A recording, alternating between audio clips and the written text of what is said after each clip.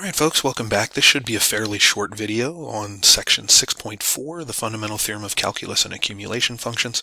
We're just going to pick up where we left off in the first video on this section and go ahead and finish up our example 3 here. Just a few more Fundamental Theorem of Calculus related problems. Alright, so in part C here, we notice that the upper limit of integration is a constant, and that's the first time we've seen that.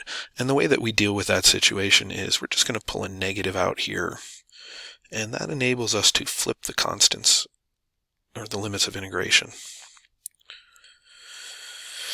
And then we can just go ahead and apply Fundamental Theorem of Calculus Part 1 like we did before. The derivative of the integral from 3 to 5x, we're going to substitute 5x in here everywhere where there is a t.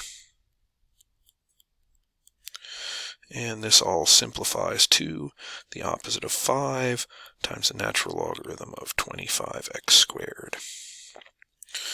All right, same thing in part D. We have a constant upper limit of integration, so we'll go ahead and we'll pull the negative sign out and turn this into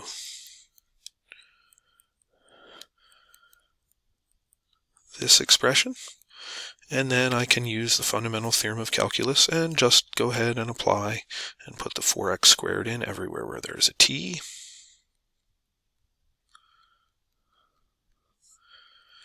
And we end up with our final answer.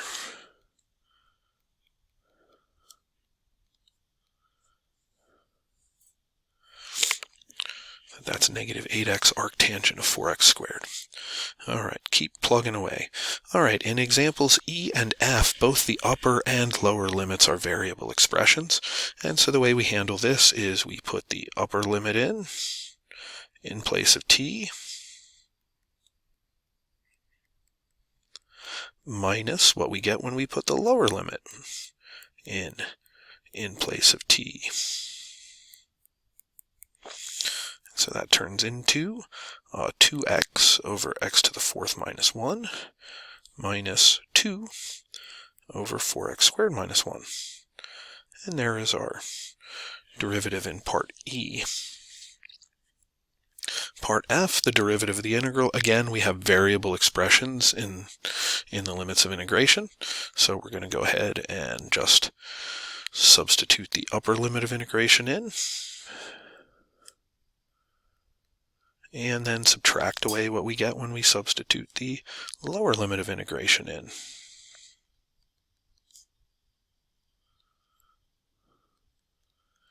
And that gives us, let's see, 3 times the square root of 9x squared plus 1 minus 4x times the square root of 4x to the 4th plus 1.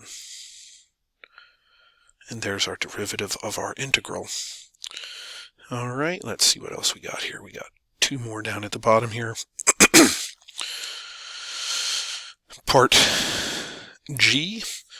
All right, so my upper limit of integration is x, so this is going to just be 7x times the derivative of x. Notice I tend to do this now. After I've shown you a few examples like E and F, I just will put, the limit of integration in there.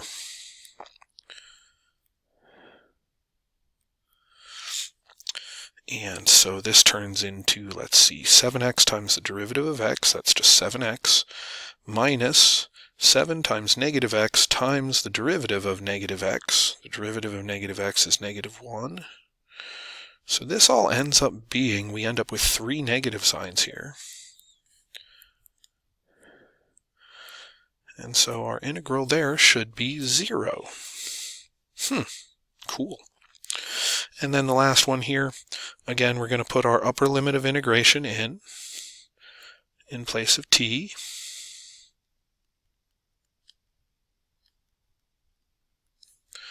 Minus what we get when we put our lower limit of integration in place of t.